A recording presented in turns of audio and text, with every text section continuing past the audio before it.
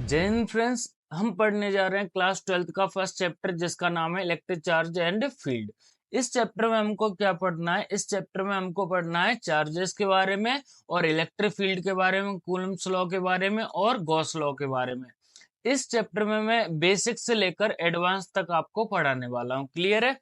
तो यहाँ पर ये जो फर्स्ट और सेकंड चैप्टर है उन दोनों को कंबाइन करके हम बोलते हैं इलेक्ट्रोस्टैटिक्स। तो इलेक्ट्रोस्टैटिक का मतलब क्या होता है? इलेक्ट्रो का मतलब होता है चार्ज और स्टैटिक का मतलब होता है रेस्ट। तो study of electric charge when it is rest it is called electrostatics. अब इलेक्ट्रोस्टैटिक्स में हमारा जो पहला पार्ट है उसका नाम है इलेक्ट्रिक चार्ज एंड फील्ड, और जो सेकंड पार्ट है वो तुम्हारा सेकंड चैप्टर है जिसका नाम है electric potential and capacitance. Clear है? तो यहाँ पर मैं अभी फर्स्ट पार्ट इसका क्लियर करूंगा जिसका नाम है इलेक्ट्रिक चार्ज एंड फील्ड। तो सबसे पहले हम समझते हैं कि इलेक्ट्रिक चार्ज क्या होता है। तो तुम्हारे पास जो इलेक्ट्रिक चार्ज होता है इसका मतलब होता है एक फिजिकल प्रॉपर्टी होती है जो किसी भी एक और चार्ज बॉडी पर क्या लगा सकती है? इलेक्ट्रोस्टैटिक फोर्स लगा सकती है। तो उसको हम क्या बोलते हैं? चार्ज बोलते हैं। A physical property of matter that cause it to experience a when placed in a electric or magnetic field। इसका मतलब क्या है कि अगर हम एक चार्ज बॉडी को इलेक्ट्रिक या मैग्नेटिक फील्ड में रखेंगे तो उस पर क्या लगेगा? फोर्स लगेगा। तो सिंपल सी बात है कि जो चार्ज है वो क्या है? एक किसी भी मैटर की प्रॉपर्टी है। वो एक चार्ज बॉडी दूसरे चार्ज बॉडी पर क्या लगा सकती है? इलेक्ट्रोस्टैटिक फोर्स लगा सकती है। क्लियर है? तो ये तो हो गया चार्ज। चार्ज हमारे पास दो टाइप के होते हैं, एक होता है पॉजिटिव चार्ज और एक कैसा होता है? Negative charge. एक होता है पॉजिटिव चार्ज और एक कैसा होता है? Negative charge. अगर हम पॉजिटिव चार्ज का एग्जांपल देखें तो पॉजिटिव चार्ज का एग्जांपल होता है प्रोटॉन, और नेगेटिव चार्ज का जो एग्जांपल होता है वो क्या होता है? इलेक्ट्रॉन होता है। नेगेटिव चार्ज का एग्जांपल क्या होता है? इलेक्ट्रॉन होता है। क्लियर है? अब यहाँ पर क्या है, ये जो चार्ज है वो दो टाइप के होते हैं, पॉजिटिव और नेगेटिव। पॉजिटिव का एग्जांपल है प्रोटॉन, नेगेटिव का एग्जांपल है इलेक्ट्रॉन। अब यहाँ पर जो लाइक चार्जेस होते हैं वो एक दूसरे को रिपेल करते हैं, लाइक चार्जेस अट्रैक्ट करते हैं। इसका मतलब क्या है? अगर मैं यहाँ पर पॉजिटिव पॉजिटिव चार्ज ले लूंगा तो ये जो पॉजिटिव है ये इस पॉजिटिव चार्ज को इधर रिपेल करेगा, ये पॉजिटिव चार्ज इस पॉजिटिव चार्ज को इधर रिपेल करेगा। क्लियर है? तो अब मैं बात करता हूँ नेगेटिव चार्ज की। अगर दो नेगेटिव चार्ज हैं तो एक नेगेटिव चार्ज इसको इधर रिपेल करेगा, एक नेगेटिव चार्ज इसको इधर रिपेल करेगा। अगर बात करें अनलाइक चार्जेस की तो अनलाइक में क्या हो जाएंगे? पॉजिटिव और नेगेटिव। तो पॉजिटिव और नेगेटिव एक दूसरे को क्या करते हैं? अट्रैक्ट करते हैं। क्या करते हैं? अट्रैक्ट करते हैं। तो अट्रैक्ट करेंगे यानी पॉजिटिव इसको अपनी तरफ खींचेगा और नेगेटिव इसको अपनी तरफ खींचेगा। क्लियर है? जो एसआई यूनिट होती है चार्ज की वो क्या होती है? कूलम होती है। एसआई यूनिट क्या होती है? कूलम होती है। और चार्ज एक कैसी क्वांटिटी होती है? स्केलर क्वांटिटी होती है। ठीक है? तो ये आपको चार्ज के बारे में कुछ बातें हो गई कि चार्ज क्या होता है। अगर दो चार्ज बॉडी हैं तो वो एक दूसरे पर इलेक्ट्रोस्टैटिक फोर्स लगाती है, यानी कि जो चार्ज है एक मैटर की प्रॉपर्टी है जिसको अगर हम इलेक्ट्रिक या मैग्नेटिक फील्ड में रखते हैं तो उस पर क्या लगता है? फोर्स लगता है। क्या लगता है? फोर्स लगता है। क्लियर है? तो अब हम नेक्स्ट पार्ट पे चलते हैं जहां पर हम पढ़ेंगे प्रॉपर्टी ऑफ इलेक्ट्रिक चार्ज के बारे में।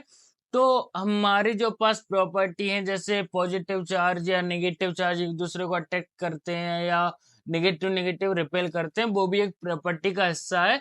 लेकिन यहाँ पर मैं कुछ और स्पेशल टाइप ऑफ प्रॉपर्टी यहाँ पर पढ़ रहा है जैसे कि quantization of charge. Quantization of charge का मतलब क्या होता है कि अगर किसी भी बॉडी के पास चार्ज होगा, यानी कि किसी के मैटर के पास चार्ज होगा, तो वो charge natural number of electron के फॉर्म में रहता है। यानी कि अगर किसी भी बॉडी के पास चार्ज है तो या तो उसके पास एक इलेक्ट्रॉन होगा या उसके पास दो इलेक्ट्रॉन होंगे या फिर उसके पास तीन इलेक्ट्रॉन होंगे। ऐसा नहीं होता कि किसी के पास जो इलेक्ट्रॉन है वो डेढ़ इलेक्ट्रॉन हो या ढाई इलेक्ट्रॉन हो, ऐसे नहीं होते। यानी कि जो भी अगर चार्ज होगा किसी भी बॉडी के पास तो वो या तो एक इलेक्ट्रॉन होगा या दो इलेक्ट्रॉन होंगे, यानी कि हम बोल सकते हैं नेचुरल नंबर ऑफ इलेक्ट्रॉन के फॉर्म में होता है। क्लियर है? नेक्स्ट क्या है? Conservation of charge.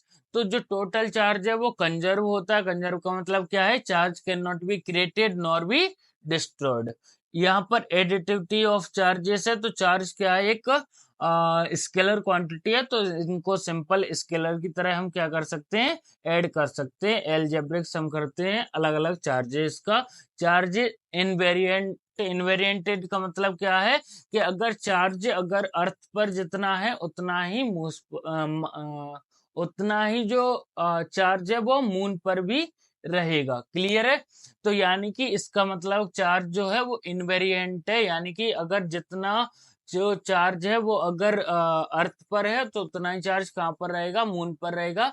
लेकिन जो हमारा मास होता है वो क्या होता है, वेरिएंट होता है। मास जो हमारा अर्थ पे होता है वो मून पर नहीं होता, उसकी वैल्यू अलग आती है। क्लियर है? तो यानी कि जो चार्ज है वो इनवेरिएंट है, लेकिन जो मास होता है वो क्या होता है, वेरिएंट होता है, मास बदलता रहता है। अब हम क्या करेंगे, यहाँ पर पढ़ेंगे कि मेथड्स ऑफ चार्जिंग। अगर यानी कि हमको क्या करना है, किसी के अंदर चार्ज को जनरेट करना है, किसी बॉडी के अंदर चार्ज को क्या करना है, जनरेट करना है। तो हम वो कैसे कर सकते हैं, फ्रिक्शन से कर सकते हैं, कंडक्शन से कर सकते हैं और इंडक्शन से कर सकते हैं। फ्रिक्शन से कैसे करते हैं, जैसे अगर हम दो बॉडी को रब करते हैं तो रब करने से क्या होता है, वो बॉडी गर्म हो जाती है। क्या हो जाती है, गर्म हो जाती है। तो वो गर्म क्यों होती है, क्योंकि उसमें जो इलेक्ट्रॉन है वो आने लगते हैं बाहर की तरफ, यानी कि उसमें क्या होने लगता है, चार्ज प्रोड्यूस होने लगता है वहां पर। ठीक है? तो यानी कि अगर हम rubbing glass rod with silk करेंगे तो चार्ज क्या होते हैं वहां पर, ट्रांसफर हो जाते हैं।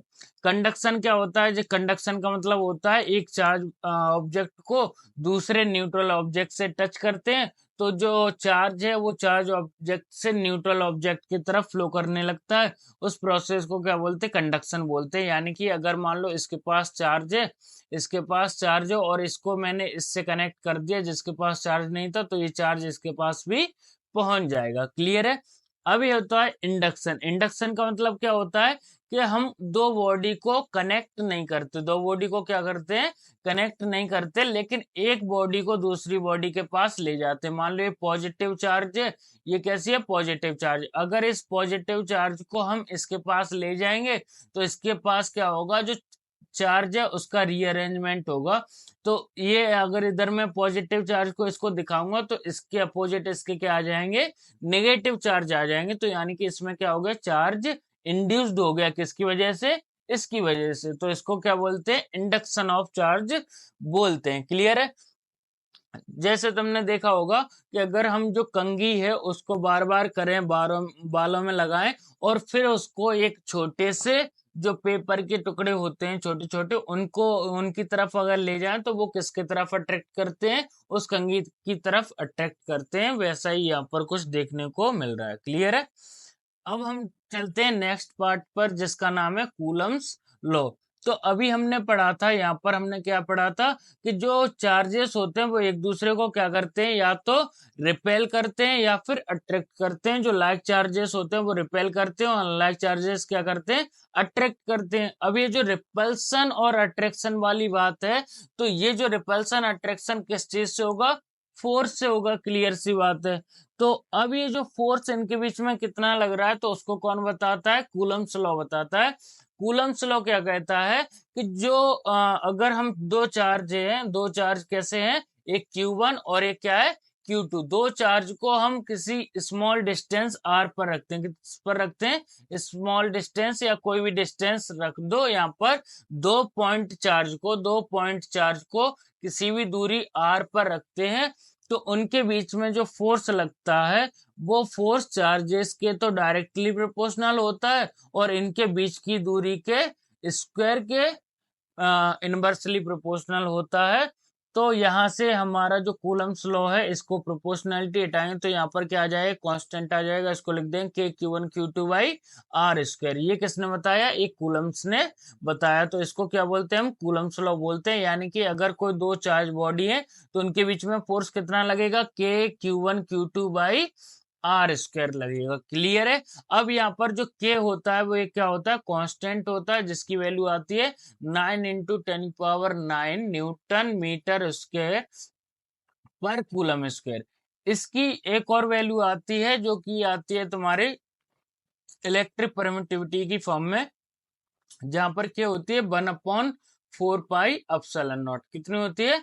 1/4 पाई एप्सिलॉन नॉट, जिस एप्सिलॉन नॉट को हम बोलते हैं electric permittivity of free space. क्या बोलते हैं इसको?